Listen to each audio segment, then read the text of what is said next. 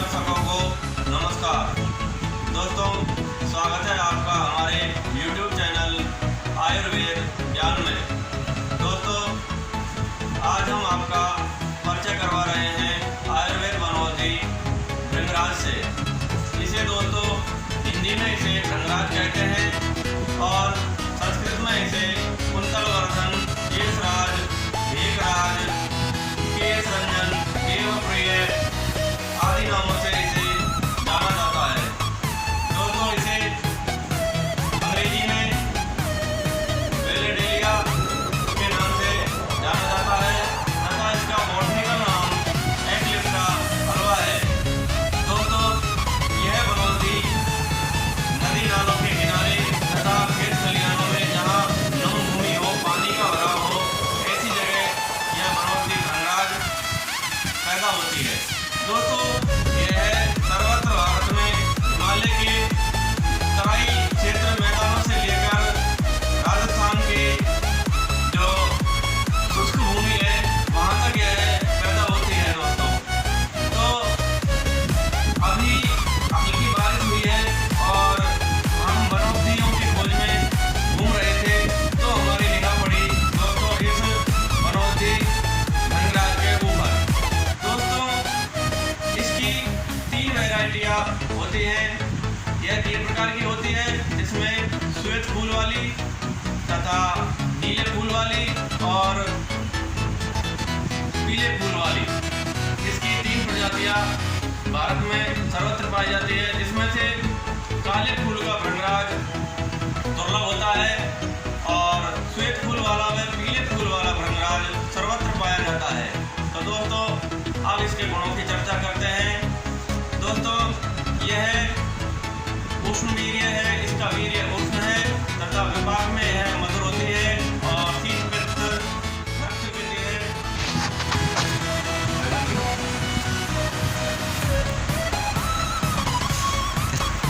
दोस्तों, यह वनौषधि भृंगराज केशवर्धन का कार्य करती है। जिनके बाल झड़ रहे हैं तथा जिनके बाल असमय में ही सफ़ेद हो गए हैं, जिन्हें कम उम्र में ही चेहरे पर झुर्रियाँ हो गई हैं, उनके लिए यह बहुत ही रामबाण कार्य करती है। मैं आपको बता देता हूँ। देखो दोस्तों, यह भृंगराज है, इस तरह की इसकी पत्तियाँ होती हैं और इसके सफ़ेद पुष्प इसमें लगते हैं। ये इसकी नीले कलर की, गहरे नीले कलर की इसकी डोडी होती है तथा हमारे पास इसकी दूसरी प्रजाति है जिसे घमरा के नाम से जानते हैं और इसे पत्थर फोड़ी भी कहते हैं। यह पीले फूल वाली प्रजाति है। मैं आपको बताता हूँ दोस्तों, देखो इसमें पीला फूल लगा हुआ है तथा खिलने के बाद में यह पीला फूल इस तरह हो जाता है। दोस्तों, इसमें यह बहुत सारे पीले फूल लगे हुए हैं तथा इसकी तुलना में इसकी पत्तियाँ भी कुछ बड़ी होती है।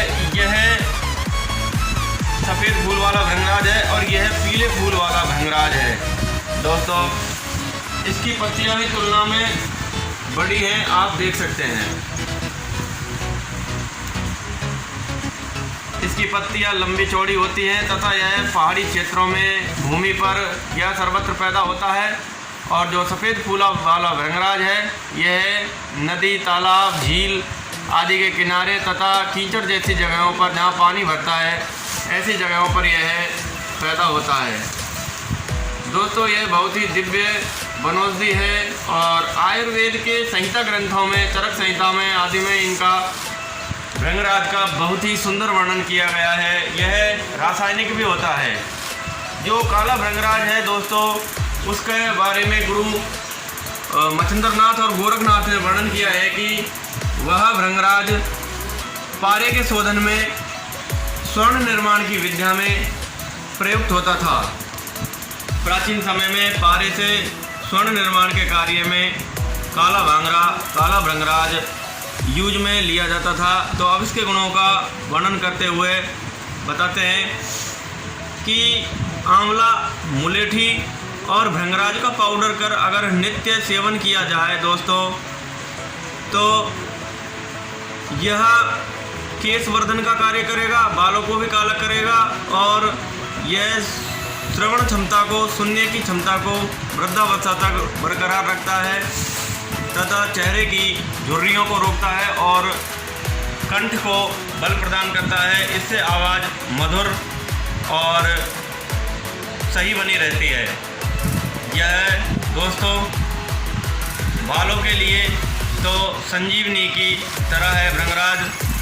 आप आंवला, रीठा, सीकाकाई, मुल्तानी मिट्टी और यह भृंगराज साथ में मिलाकर बराबर मात्रा में इनका 3 से 4 ग्राम पाउडर रात को पानी में भिगोकर पेस्ट बना दें और सुबह नहाने से पहले अगर उसका सर में लेप करते हैं तो यह केश वर्धन का कार्य करता है। बाल इससे काले, घने, लंबे और मजबूत हो जाते हैं तथा चेहरे की झुर्रियाँ भी अगर चेहरे पर लगाते हैं तो उससे मिटती हैं।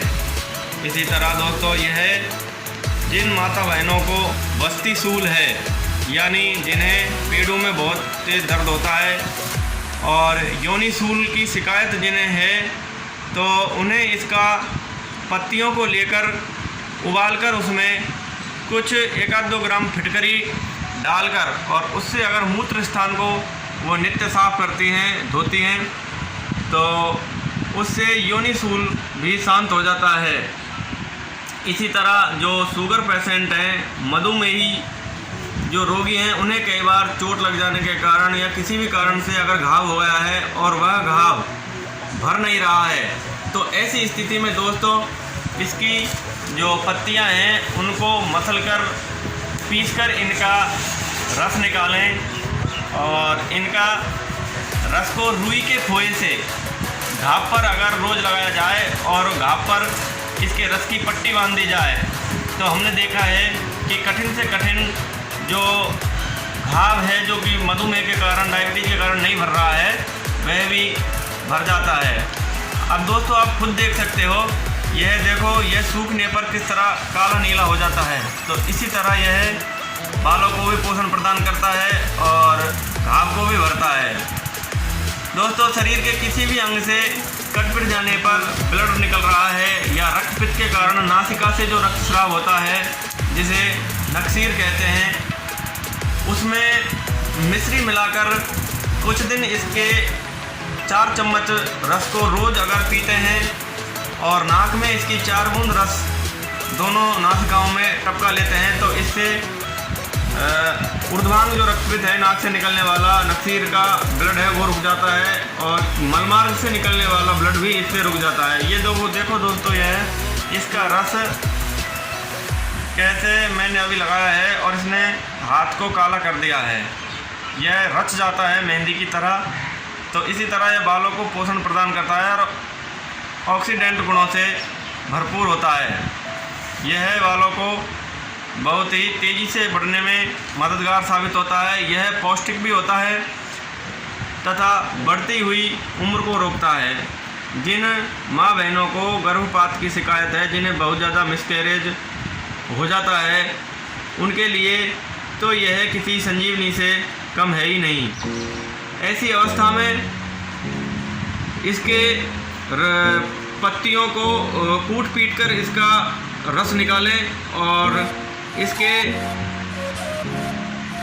4-5 चम्मच रस में अगर मिश्री मिलाकर रोज़ उसको पिला दिया जाए आधा कप की मात्रा में इसका रस, तो उससे जो मिसकैरेज की शिकायत है, जो गर्भपात होता है अकारण ही, वह रुक जाता है। इससे ब्लीडिंग रुक जाती है। किसी को अगर दांत में बहुत ज़्यादा पीड़ा होती है, दांत में किसी भी कारण से दर्द है, तो जिस साइड के जबड़े के दांत में दर्द है, उस साइड के विपरीत वाले कान में अगर इसकी 4 बूंद डाल दी जाएं तो उससे दांत का दर्द भी बंद हो जाता है। अब यह है दोस्तों अनुसंधान का विषय है कि यह दांत के दर्द को कैसे रोकता है, इसमें ऐसी कौन सी क्षमता है, यह अनुसंधान का विषय है। तो मधुमेह के जो रोगी हैं डायबिटीज़ के, वो भी इसके 4 चम्मच रस रोज़ इसका सेवन करें तो यह मधुमेह को भी रोकता है। यह बहुत ही दिव्य और गुणकारी है और बालों के लिए तो यह संजीवनी से कम नहीं है। जिनके बाल उड़ रहे हैं, झड़ रहे हैं, वो रुई के खोए से बालों में भी, सर में भी इसके तेल को लगाकर अगर मालिश करते हैं तो उससे झड़ते हुए गिरते हुए बाल रुक जाते हैं। तो इसी तरह दोस्तों यह बहुत ही गुणकारी यह भृंगराज है, आप इसकी पहचान कर सकते हैं। भृंगराज यह आपको कहीं भी खेत खलिहान में मिल जाएगा। और जिन्हें माइग्रेन की जिन्हें शिकायत है तो ऐसी अवस्था में इसका रस निकालकर सर पर लेप करते हैं और नाक में इसकी 2-2 बूंद डालते हैं तो यह माइग्रेन में भी लाभ करता है। जिन्हें जॉइंटिस और पीलिया जिन्हें बहुत ज़्यादा बढ़ गया है, तो जिनका लीवर पीलिया से कुछ खराब होने लगा है, तो ऐसी अवस्था में इसके 10 ग्राम इसकी पत्तियों का रस निकालकर और उसमें चाहे तो स्वाद के लिए मिश्री मिला सकते हैं, नहीं तो ताज़ा ही इसका 10 ग्राम रस रोज़ पीने से जॉइंटिस और पीलिया रोग ठीक हो जाता है। यह लीवर के लिए भी किसी रासायनिक टॉनिक से कम नहीं है। ये गुण में लघु और रुक्ष है, रस में कटु और तिक्त है।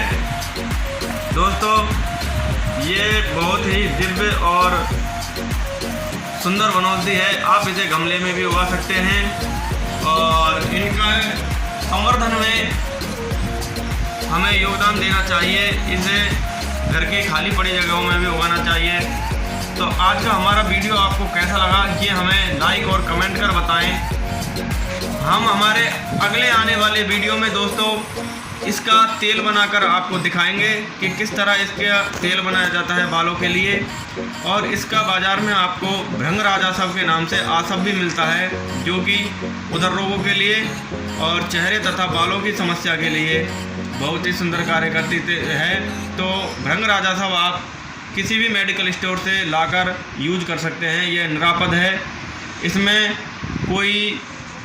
यह कोई विषैली औषधि नहीं है तथा यह कोई विशेष नुकसान नहीं करती है। यह लाभदायक है। इसकी दोनों प्रजातियों की पहचान आप कर लें जो हमारे सामने रखी हुई है। देखो दोस्तों ये गमरा है,